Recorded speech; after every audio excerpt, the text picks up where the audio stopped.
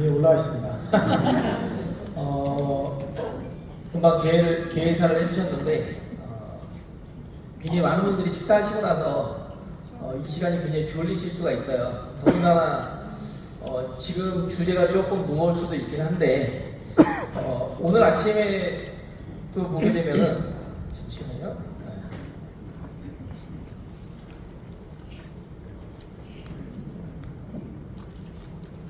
먼저 제 소개를 다시 한번 시작하겠습니다. 저는 아침마다 브리핑을 하고 있습니다. 5%로 활동을 하고 있고요. 그리고 저희 메타 블록스퀘어에서 인사를 맡고 있습니다. 제 소개는 굉장히 짧게 하도록 하겠습니다. 멀리 미국에서 여러분들이 3년 안에 경제적 은퇴를 응원하기 위해서 트럼프 대통령께서 응원해 주고 계십니다. 박수 해주십니다. 오늘 아침에 굉장히 폭등을 했었죠. 네. 물론 그동안에 굉장히 폭락을 했었다 보니까 이번에 반등이 좀 크진 않는데 오늘 아침에 내용이 뭐였냐면은 관세를 90일 동안을 좀 밀어놓겠다, 연기하겠다라고 발표를 했었죠. 그리고 거기서 이제 딱 빠진 거는 이제 중국입니다. 중국은 125%를 그냥 그대로 가겠다. 여기 보시면은 다른 나라들 여기 보시면은 오늘 아침에 그 트윗 내용이죠. 보시면은 75개국 이상의 국가들 같은 경우는 열심히 좀 부응을 하겠다. 트럼프의 정책 부분에서 좀 더 좀 조율을 좀 하고 하자라고 그렇게 반응을 갖다 보였어요. 근데 중국 같은 경우는 계속해서 그런 반응을 갖다 보이지 않고 거꾸로 같이 그냥 보복으로 관세를 갖다 대응을 하다 보니까 굉장히 좀 강대강으로 좀 치닫고 있습니다. 그래서 중국을 제외한 나머지 국가들 같은 경우 90일 동안 10%로 진행을 하고 중국은 120%를 하겠다. 사실 여러분들 여기 오시기 전까지 나는 경제 쪽에 굉장히 관심이 많았다. 손 한 번 좀 들어주시겠어요? 네, 감사합니다. 사실 대부분 사람들이 경제 쪽에 그렇게 크게 관심이 없고 미국의 정책들이나 뭐 관세나 이런 부분들에 대해서 별로 관심이 없고 상관도 없어요. 그죠? 근데 투자 쪽에 들어오다 보니까 내가 투자 코인을 샀는데 이 코인이 막 내려가. 왜 내려가는지를 몰라. 그리고 또 막 올라가. 왜 올라가는지 몰라. 저절로 여러분들이 박사가 되시는 과정입니다. 저 또한 여러분들과 동일하게 옛날에는 전혀 뭐 이런 부동산이나 뭐 이런 쪽 돈 내는 쪽에 굉장히 관심이 많았지만은 뭐 제가 뭐 전공을 갖다가 뭐 이쪽으로 한 게 아니다 보니까 그랬었는데 투자를 하다 보니까 어떻게 돼요? 저절로 전문가가 될 수밖에 없어요. 그죠? 왜? 내 돈을 갖다가 지키고 또 내 돈을 벌어야 되니까. 그러지 않습니까? 네. 어쨌든 오늘 아침에 이러한 사단이 벌어졌었고, 그러면 그동안에 어떤 상황이 있었느냐? 미국 트럼프가 관세를 발표를 했었을 때 중국 같은 경우가 중국이 인정 못하겠다. 34%로 맞대응을 했습니다. 그러니까 미국에서 어떻게 하냐면은 그럼 50% 더 올려서 104% 때리겠다. 그러니까 중국은 또 뭐라 그래요? 보복 관세에서 84%를 때리겠다. 그리고 오늘 결국에 어떻게 됐어요? 미국에서 120%를 갖다가 이야기를 한 거예요. 자, 그러면은 두 나라의 입장이 어떤가를 갖다가 한번 좀 보시자고요. 중국 같은 경우는 사실 공산국가다 보니까 선거가 없습니다. 선거가 있다고 하더라도 형식적이죠. 그러다 보니까 어찌 보면은 미국보다도 훨씬 더 시간적인 여유가 많아요. 그리고 모든 핑계, 뭐가 잘못됐으면은 그냥 미국 핑계를 대면 돼요. 굉장히 좀 부담이 좀 적죠. 실제로도 미국에서 먼저 관세 전쟁을 갖다 시작을 했으니까. 그러면 미국 같은 경우는 어떠냐? 지금 트럼프 입장 같은 경우는 벌써 이제 취임한 지 얼마 안 된 것 같은데 내년에 또 중간선거를 한다고 하네요. 내년 11월에 중간선거가 있는데 그러려고 하면 그 전에 어떻게 해야 돼요? 빨리 평가를 갖다 받기 위해서 뭐든지 해야 될 일들을 갖다 굉장히 빨리빨리 진행을 해야 돼. 그러다 보니까 어떻게 해요? 지금 너무 무리하게 진행이 된다라는 미국 내에서도 굉장히 소리 목소리도 굉장히 많이 나오고 있어요. 데모도 굉장히 많이 하고 시위도 많이 하고 그런 상황입니다. 예. 그래서 그러면 과연 중국 같은 경우하고 미국 같은 경우 생각이 이렇게 다르다 보니까 어떻게 되느냐, 이게 단시간 내에 끝나는 게 아니라 두고두고 우리 투자에 영향을 미친다. 근데 제일 중요한 건 뭐냐면 저쪽 빨간 실해놨는데 보시면은 가장 협상 적기 판단을 생각하는 게 미국 소비자 물가가 올라가고 뭐 어쩌고저쩌고 그런 내용이라는 거예요. 자, 중요한 건 뭐냐면은 다른 거 말고 어쨌든 협상을 안 할 생각이 있는 게 아니라 무조건 협상할 생각은 있는데 그 최적기가 지금은 아니다 라고 본다라는 거죠. 네. 오늘 주제가 제가 딴 때하고는 다르게 좀 굉장히 좀 무거운 주제이고 저도 또 여러분들에게 이걸 다 설명하는 데 있어서 쉽지만은 않은 상황이지만은 여러분들 잘 좀 꼭 들으시고 이해를 좀 해주셨으면 좋겠습니다. 이 영상은 작년에 대선 후보 때 비트코인의 수도가 되겠다라고 연설했던 내용인 거죠. 네. 그랬던 트럼프가 그러면은 도대체 왜 이런 일을 갖다가 지금 펼치고 있는가? 보시면은 글로벌 증시가 폭락을 했습니다. 여기 지금 저희 스마트 차트 2 버전으로 지금 해석한 내용인 건데 보시면은 마이너스 26.58%가 폭락을 했습니다. 저희 기사 보시게 되면은 이틀 만에 여기 지금 마지막 요 이틀 안 보이시죠? 네. 여기도 안 보이네요. 네. 최근 이틀 동안에 1경이 날라갔다고 하더라고요. 어마어마한 돈이죠. 그리고 보시면은 스마트 차트 2로 또 분석한 내용인데 니케이 같은 경우도 22% 폭락을 했고 우리나라 같은 경우는 상대적으로 덜 폭락을 했어요. 왜냐면 그동안에 국내 이슈가 좀 많다 보니까 올라간 게 별로 다른 나라들 뭐 그나마 좀 올라가고 할 때 우리나라는 거의 올라간 게 없었어요. 그리고 홍콩 같은 경우도 22%, 항생 같은 경우도 마이너스 20%가 넘게 폭락을 했습니다. 그리고 금 같은 경우는 최고가를 갖다 계속 갱신하다가 지금 잠깐 조정이 있습니다. 그리고 국제유가 같은 경우는 횡보를 하다가 지금 하락을 하고 있고요. 이런 것들이 제가 아침마다 브리핑 드릴 때 제가 이걸 갖다 늘 일정하게 말씀을 드려요. 처음에는 저게 나랑 상관이 없을지 몰라도 시간이 지나게 되면은 여러분들하고 상관이 있는 그런 때가 오게 될 것입니다. 자, 이 모든 것들이 전부 다 지금 전 세계에 돌아가는 거하고 맞물려 있어요. 자, 국제유가가 저렇게 있다가 하락을 해버리게 되면 어떻게 될까요? 네, 어떻게 되냐면요.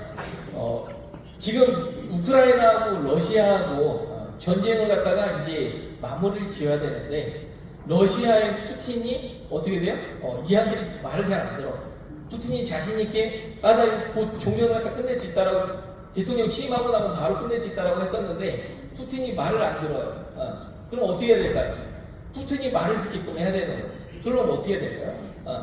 러시아 같은 경우를 보게 되면 가스나 유전이나 이런 것들로 수출해서 먹고 사는 나라인데 유가가 폭락을 해버리게 되면 어떻게 돼요? 러시아 같은 경우는 타격이 어마어마하지. 그리고 또 전쟁을 지속적으로 할 수도 없고 그리고 또 푸틴 같은 경우는 위치가 굉장히 위험해지게 되는 거예요. 그런 것들과 다 연관이 있다라는 거죠. 자, 이 보시면은 이게 그 세계 부채 시계입니다. 지금 보시면은 1등 미국이죠. 미국 저쪽 저기 왼쪽 편에 오른쪽 편으로 보시면은 미국 인구가 3억 4천만 명 정도쯤 되고요. 국가 부채 같은 경우는 36.69조, 한 37조 조금 안 되죠. 그리고 GDP 같은 경우는 네, GDP는 잘 보이시죠, 여러분들? 네. 어쨌든 이렇게 보시게 되면은 공공부채 비율도 그렇고 대외부채 비율도 그렇고 미국이 전 세계적으로 GDP 총생산이 가장 많습니다. 그리고 또 공공부채도 많고 그리고 또 대외부채도 부채 비율도 심하고. 근데 중국 그 밑에 중국을 한번 볼게요. 왜 미국하고 지금 중국하고 이렇게 그럼 격돌을 하고 있느냐? 그리고 그러면은 중국은 왜 이렇게 또 그럼 버티고 있느냐? 중국도 만만치 않게 지금 국내 총생산이 꽤 높습니다.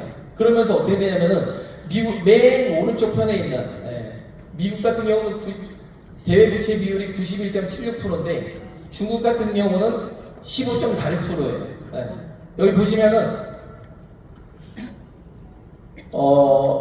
미국을 제외하고 미국뿐만 아니라 일본, 영국, 프랑스, 이탈리아, 캐나다 대부분 선진 국가들이죠. 이런 나라들 같은 경우들은 부채가 굉장히 좀 심합니다. 특히나 지금 미국 같은 경우는 36조의 부채가 있고 이 부채에 대한 이자가 1조 달러를 돌파를 하고 있어요. 그러니까는 이게 뭘 말하는 거냐면은 이자를 갖다 상환하기 위해서 국채를 찍어야 되고 국채를 찍다 보니까 어떻게 돼요? 다시 또 이자가 증가하게 되는 거예요. 그러다 보니까 이러한 구조를 갖다가 바꿔야 된다. 바꿔야 되기 때문에 그래서 지출을 줄여야 되겠다. 첫 번째. 그래서 정부 효율화 기구를 갖다가 설치해서 진행을 하는 거죠. 그리고 두 번째로 수입을 만들자. 그래서 관세 정책을 갖다 펼치는 겁니다. 물론 요거에 단순하게 요거 하나만 영향을 미치는 게 아니라 굉장히 많은 영향들을 갖다 미치게 되는 거죠. 그리고 패권 강화를 위해서 암호화폐 전략자산으로 암호화폐를 국가 전략자산으로 채택을 하게 되는 거예요.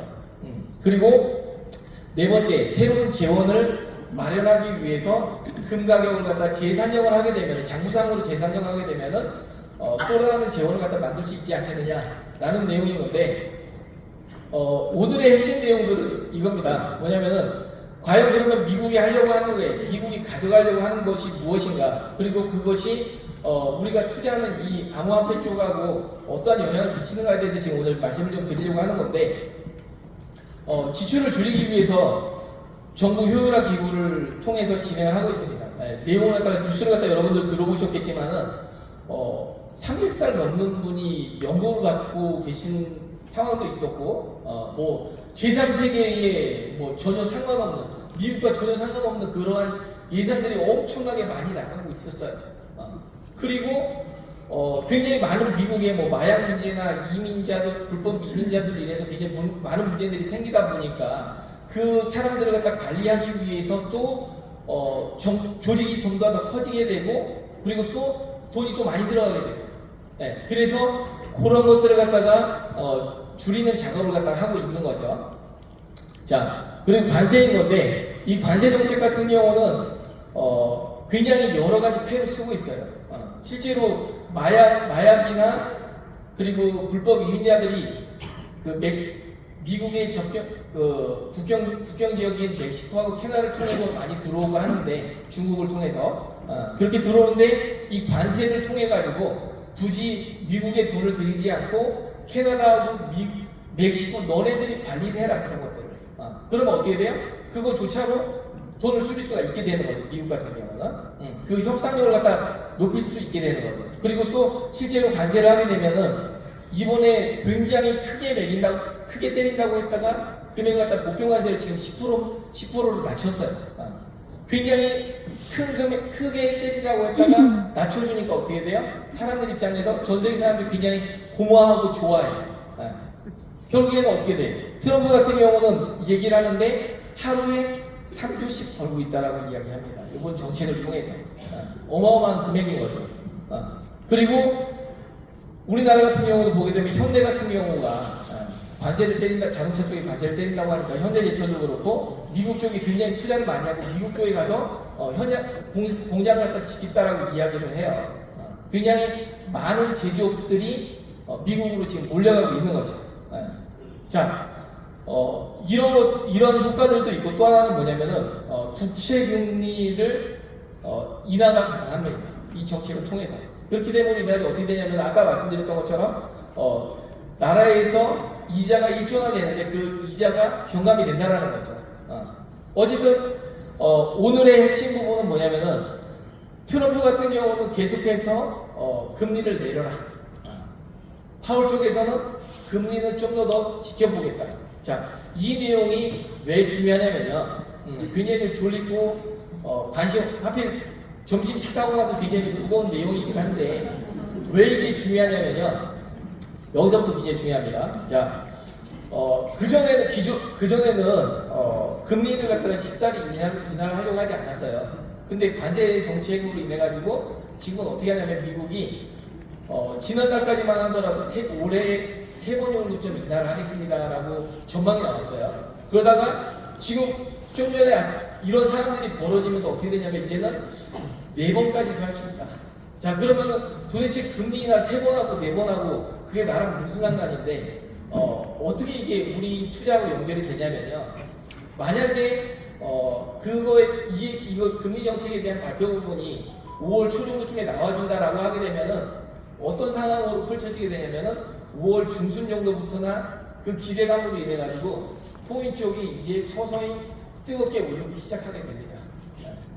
그렇게 되면 어떻게 돼요? 물론 저희는 저희 채트를 갖다 가지고 사고 팔고 하시면 되긴 하겠지만은 보고 말고 이제 나의 포트폴리오 전략을 갖다 어떻게 하느냐 그런 것과도 다 연관이 되어 있기 때문에 요걸 갖다 말씀을 드리는 거예요. 패권 강화를 위해서 암호화폐를 갖다 국가 전략 자산으로 채택을 했습니다. 아까 처음에 후보 시절에 비트코인의 성지로 만든다고 얘기를 했습니다. 그죠? 그 부분이 트럼프는 정말 진심인 거예요. 제가 뭐 대변인은 아니긴 하지만은 투자 쪽이 절대적으로 영향을 미치기 때문에 이런 말씀을 드리는 겁니다. 자, 미국은 디지털 패권과 기술 패권과 그리고 플랫폼 산업을 갖다 지배하기 위해서 암호화폐를 갖다 국가 전략 자산으로 채택을 한 거예요. 그동안에 보게 되면은 디지털 미국의 힘은 어디서 나오냐면 바로 달러 패권에서 나오게 됩니다. 달러를 통해서 특히나 국제 결제망인 스위프트망이 달러를 갖다 사용하게 됩니다. 그 달러망을 통해서 제재를 갖다 하게 되는 거죠. 예를 들면은 뭐 북한 같은 경우는 아예 스위프트망에 들어올 수도 없고 러시아가 우크라이나를 침공했을 때 어떻게 했어요? 계속해서 제재한다고 하다가 결국엔 어떻게 했어요? 스위프트망에서 퇴출시켜 버렸어요. 그러고 나니까 어떤 상황들이 벌어지게 되냐면은 중국하고 러시아하고 암호화폐로 얘네들이 무역을 해버리는 거예요.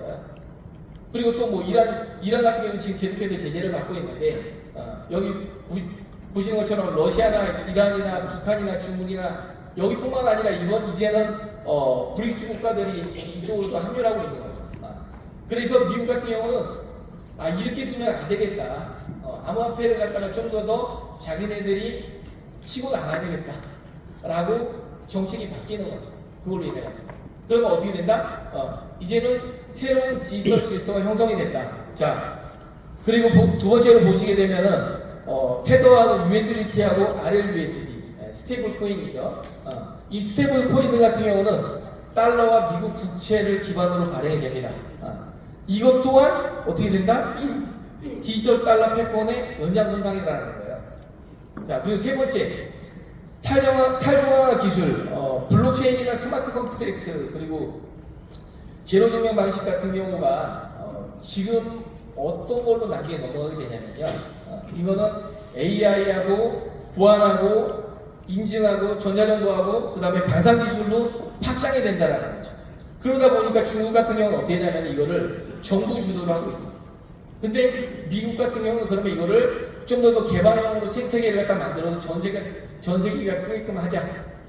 그렇게 미국이 주도를 통해서 이 암호화폐 쪽에 관련된 기술과 생태계를 확장시키려고 하는 거예요. 그전에는 어떻게 했어요? 굉장히 억압하고 모든 걸 갖다 제재 쪽에 초점을 맞췄었다라고 하면 이제는 완전히 바뀌었다라는 거예요. 기조가. 자, 1차 산업혁명은 뭐냐면요. 농업혁명이에요. 2차 산업혁명은 공업혁명이고 3차 산업혁명은 정보화 혁명입니다. 4차 산업혁명은 블록체인 혁명인 거예요. 이제는 블록체인이 아니고서는 살 수가 없는 겁니다. 그래서 그러한 팩트들을 갖다가 오늘 정리를 해드리고 있는 겁니다. 자, 우리가 비트코인, 이더리움, 리플, 솔라나 단순 자산으로만 생각을 하는데 이거는 하나의 금융이고 그리고 또 여러분들 개인들의 디지털 아이덴티티에 속하는 겁니다. 결국에는 이건 어떻게 되냐면은 하나의 굉장히 큰 산업 플랫폼으로 성장할 수밖에 없는 거예요. 여기서부터 시작이에요. 아까 제가 4차 산업혁명을 갖다 말씀을 드렸지만은 4차 산업혁명에 발을 디디느냐 안 디디느냐에 따라서 천지 차이가 날 거예요. 여기 계신 분들 앞으로 한 5년 정도쯤 지나게 되면은 나는 어느 정도쯤 벌면은 부자라고 생각한다. 자, 우리나라 사람들 대부분 한 5억, 10억 정도면은 부자라고 생각할 거잖아요. 그죠? 근데 이 4차 산업혁명에 계신 분들 같은 경우는 블록체인 쪽에 계신 분들 같은 경우는 사실 그러한 부를 쉽게 형성하실 수가 있을 거예요. 근데 그렇지 못한 분들은 너무나도 이거는 꿈의 숫자들이에요. 사실 5억, 10억이 평생 만질 수 없는 돈들일 거란 말이죠. 근데 향후 5년 내에 이쪽 계통에 계셨느냐 안 계셨느냐에 따라서 그게 달림길이 달라지게 된다를 말씀을 드리고 있는 겁니다. 그래서 다섯 번째로 요거는 만약에 중국과 러시아가 지금 굉장히 블록체인 기술이 앞서가고 있는데 이쪽에서 블록체인 경제망을 갖다가 만들어 놓은 상태에서 미국이 뒤처지게 되면 어떻게 되냐? 결국에는 디지털 전쟁에서 미국이 밀리게 되는 거다. 이러한 이유들로 미국 같은 경우는 암호화폐를 국가 전략 자산으로 채택을 한 겁니다. 굉장히 큰 의미가 있었던 것이죠. 자, 그러려고 하게 되면은 개인들한테 돈을 걷어들이거나 그러지 않고 정부에서 이런 국가 전략 자산을 갖다 비축을 하겠다. 그 방법이 어떻게 되냐? 자, 미국은 보유하고 있는 금이 8,200톤입니다. 이걸 갖다가 지금 미국 재무부 장부상으로는 얼마로 책정이 되어 있냐면은 옛날 여기 보시면은 1974년 시세 42달러에 책정이 되어 있어요. 근데 지금 그 값이 얼마까지 올라갔어요? 3,000달러. 3,000달러로 책정을 하게 되면은 장부 가격이 70배가 상승하게 되는 거죠. 그래서 여기 기사에도 나와 있지만은 금을 팔아서 비트코인을 매입을 하게 되면은 국가 전략 자산으로 충분히 다 살 수 있지 않겠느냐. 자, 그리고 실제로 이렇게 100만 개의 매입 법안을 갖다 추진을 하고 있어요. 자, 재평가받은 금 가치가 7.65조 달러입니다. 지금 비트코인의 시총이 1.57조. 비트코인 전부를 통틀어도 1.57조예요. 자, 충분히 살 수 있겠죠. 그래서 매년 20만 개를 갖다가 5년 동안에 걸쳐서 매입을 갖다가 하는 법안을 추진하고 있는데 비트코인뿐만 아니라 이더리움, 리플, 솔라나, 에이다 미국에서 주도하는 그런 코인들이죠. 이런 것들을 갖다 국가 전략 자산으로 채택을 하고 미국에서 보유를 하게 되면은 자, 어떻게 될까요? 당연히 미국은 계속해서 달러 패권을 유지할 수 있겠죠. 자, 미국에서 이렇게 국가 전략 자산으로 채택을 하니까 다른 나라들도 이제 국가 전략 자산으로 채택을 하고 그러다 보니까 어떻게 돼요?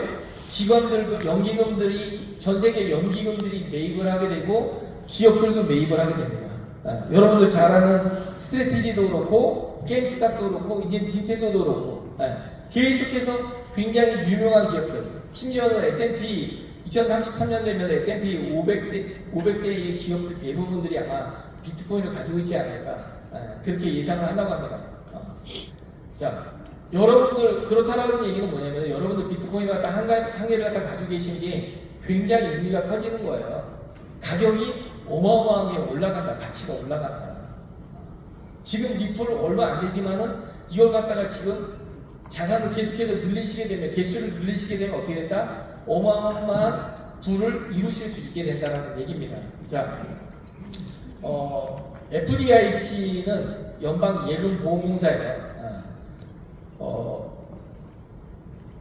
여기에서 어떤 법안을 갖다 지금 기사들이 나오고 있냐면은 요건을 갖다 완화해서 그동안에는 얘네들이 굉장히 은행을 제재를 많이 했어요. 제재를 많이 했었는데 앞으로는 은행들이 사전 승인 받을 필요도 없고 예금보험공사에 승인 받을 필요 없이 그냥 암호화폐 사업을 하면 되는 거예요. 심지어는 디지털 은행 같은 경우도 쉽게 설립할 수 있게 된다는 거죠. 자, 트럼프 일가 같은 경우는 제가 느끼는 거는 어떻게 느끼고 있냐면은 기존의 금융권들은 로스차일드 가문이 거의 꽉 거머쥐고 있습니다. 근데 트럼프 일가가 거의 디지털 자산 쪽에서는 거의 로스차일드 가문에 버금가는 그러한 가문이 되지 않겠느냐, 그걸 갖다가 노리고 있는 게 아니냐라는 생각이 들 정도라는 거죠. 정말 트럼프는 암호화폐 쪽에 진심이라는 겁니다. 자, 여러분들 잘 아시겠지만은 트럼프 민코인을 발행을 했어요. 여기를 통해서 굉장히 기특하게 나오긴 했지만 어쨌든 이걸 통해서 굉장히 많은 돈을 확보를 했습니다. 계속해서, 그리고 또 지금 채권 가격 올라오고 내려가고 하면서 주식 쪽으로도 돈을 갖다 많이 벌고 있겠죠. 굉장히 뉴스들이 굉장히 많이 나오고 있어요. 관련해서 그 돈들을 갖다가 어떻게 하냐면은 스테이블 코인을 갖다 발행하는데, 그리고 채권 기업을 갖다 운영하는데, 그리고 또 스테이킹 서비스나 수업을 하는데 사용한다라는 거죠. 그동안에 있었던 어떤 것들보다도 정말 진심으로 자기 가족들까지 다 동원이 돼서 시작이 되고 있다는 겁니다. 네. 지금 2025년입니다. 작년에 보시면은 네 번째 반감기를 맞이했어요. 여기 이제 오늘 혹시 나는 코인 쪽이 이번 세미나가 처음이다라는 분 한번 손 좀 들어주시겠어요? 네, 감사합니다. 그러다 보니까 앞에 내용이 좀 많이 좀 무겁죠, 내용들이. 어쨌든 어떤 것만 알고 가시면 되냐면은 전 세계 최강 국가인 미국이, 그리고 또 현재 대통령이, 그리고 또 그 가문이 어떻게 하고 있다? 암호화폐의 진심이다. 요 한 가지만 얻고 가시면 돼요. 따로 다 잊어먹으셔도 상관없어요. 그거 하나만 꼭 기억하시면 됩니다. 자, 처음에 암호화폐가, 비트코인 같은 경우는 첫 번째 반감기를 2012년도에 맞았어요. 그때 25개가 채굴 됐습니다. 반감기 두 번째 맞으니까 12.5개, 세 번째 맞으니까 6.25개, 지금 네 번째 3.125개. 점점 채굴량이 줄어들죠. 총 발행량은 2,100만 개예요. 2,100만 개 중에서 지금까지 채굴된 양을 보게 되면은 94.5%가 채굴이 됐습니다. 그 중에서 사토시 나카모토가 100만 개를 가지고 있고 250만 개는 분실이 됐고, 그래서 총 1,635만 개가 비트코인이 유통이 되고 있어요. 이 중에서 정부나 상장기업이나 비상장기업이나 채굴기업, 그리고 뭐 ETF나 디파이 쪽에 있는 이 토탈 물량들이 319만 개. 그러면은 어떻게 돼요? 대략 한 1,100만 개 정도쯤이 개인한테 있다는 거죠. 모르겠어요. 개인한테 1,100만 개 있는데 비트코인을 정말 진심으로 믿을 수 있을까? 저는 개인적인 예측으로는 비트코인이 50억, 100억 갈 거라고 생각을 하고 있었어요. 근데 계속 갈지는 모르겠다. 이걸로 봤어. 그렇게 생각을 하고 있고, 국가별로 여기 앞에 보시면은 저 319만 개 중에서 정부가 가지고 있는 게 52만 개라고 했죠. 52만 개인데 그 52만 개를 갖다가 보니까 미국이 지금 20만 개 조금 넘게 가지고 있고, 그 다음이 중국 거의 비슷하게 가지고 있습니다. 그 다음에 영국이 6만 1,000개. 의외로 우크라이나가 4등이죠. 이건 우크라이나 전쟁 때 코인을 갖다 기부를 받았었거든요. 그리고 북한이 5등이에요. 북한은 해킹해가지고 이번에 최근에 사실 이 관세 터지기 전에 한번 그 해킹된 사건 아시죠? 그 해킹을 통해서 저 10,000개 넘게를 확보를 해놨습니다. 그리고 부탄 같은 경우는 나라에서 채굴하고 있고, 이렇게 지금 다니고 있습니다. 안타깝게도 어떻게 됐다? 우리나라는 정부가 가지고 있지 않다. 그럼 어떻게 되겠어요? 앞으로 전 세계가 아직까지 지금 이게 무엇을 얘기를 하는 거냐면은 전 세계 굉장히 많은 나라들이 비트코인을 다 가지고 있으려고 한다라고 하게 되면은 가격이 진짜 어마어마하게 올라가겠죠. 나라가 아니라 각 나라의 연기금들, 아니 각 나라의 연기금들이 아니라 대기업들이 가지고 있으려고 하게 되면은 얼마나 올라가겠냐라는 거예요. 근데 저 같으면 비트코인보다는 리플을 차라리 더 선호하겠다. 저 같으면 그러겠다라는 거죠. 자, 리플 상황을 갖다 보게 되면은 이제 법적인 공방이 이제 거의 마무리되었습니다. 합의를 소송을 취하를 하니까 어떻게 돼요?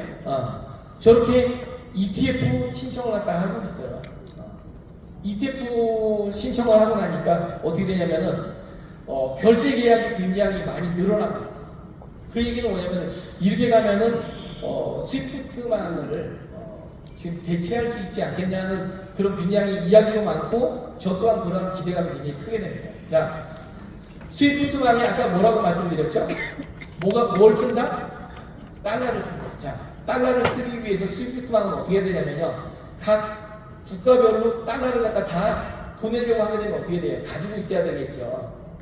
연기금도 그렇고 기관들도 그렇고 기업들도 그렇고 다 달러를 갖다가 보내기 위해 국제 송금하기 위해서 다 가지고 있어야 돼요. 근데 그게 만약에 리플로 대체가 되면 그럼 어떻게 될까요?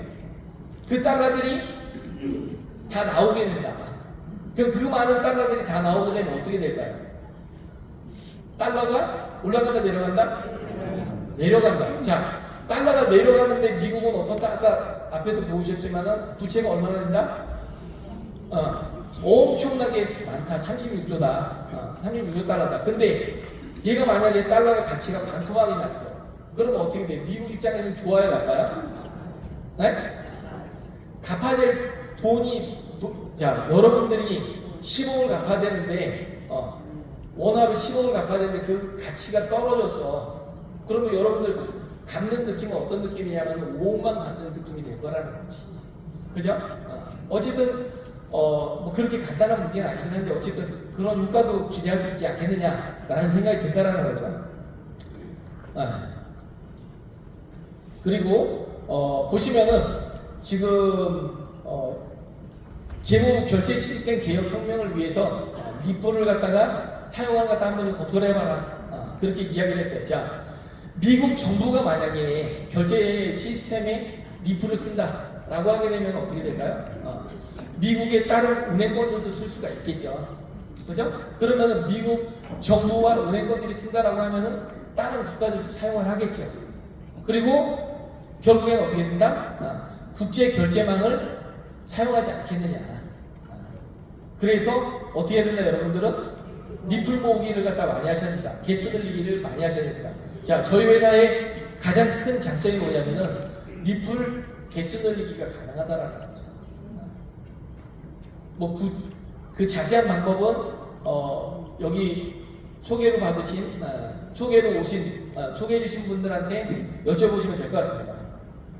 자, 그리고 또 RWA라고 해가지고 뭐냐면요, 부동산이나 기타 자원들, 주식, 채권, 예술품들, 이런 것들이 전부 다가 토큰화 된다라는 거죠.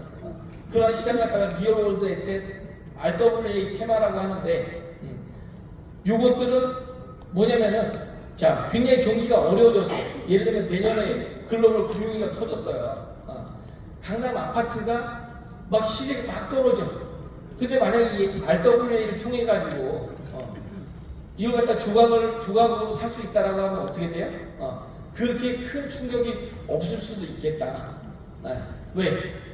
그걸로 같이 모아서 아파트를 갖다 조각으로 살 수도 있게 되는 거니까.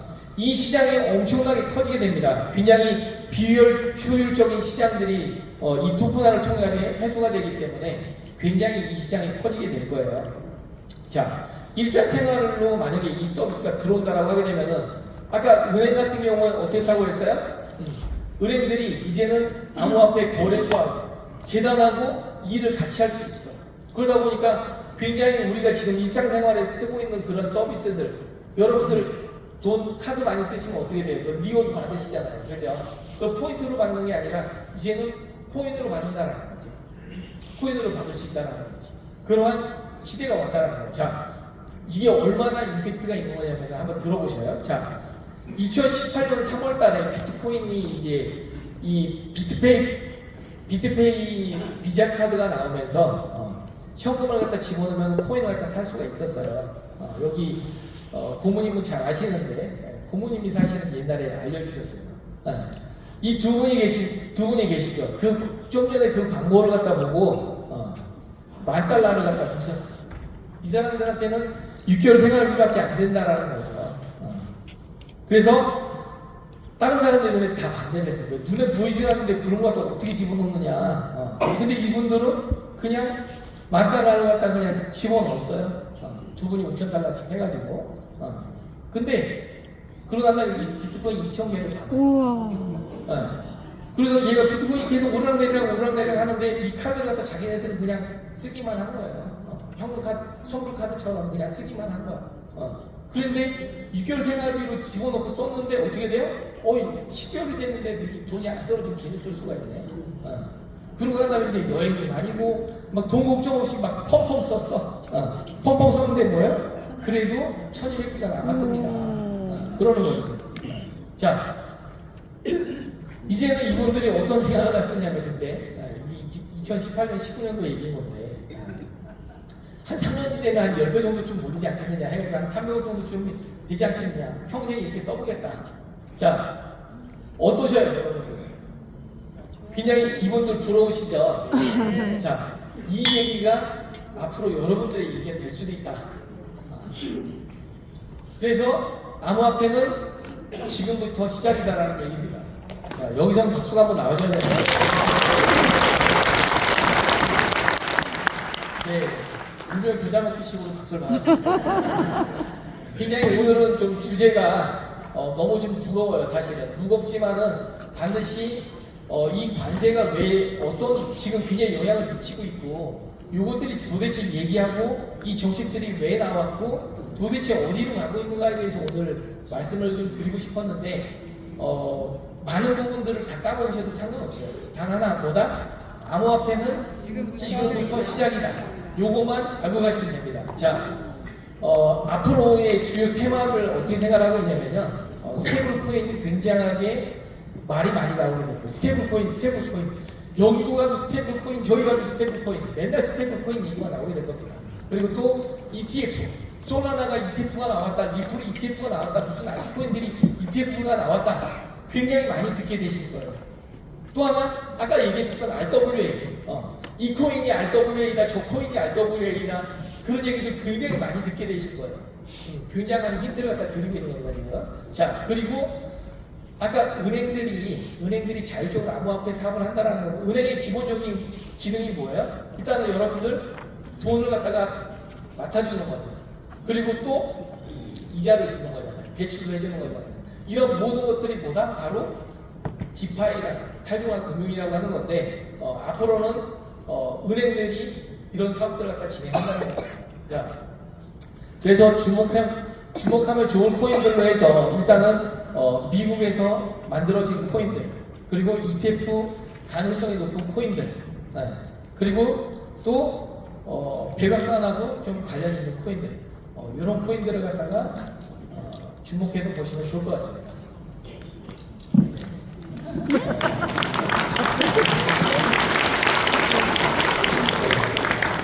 감사합니다. 여기까지 발표를 마치도록 하겠습니다.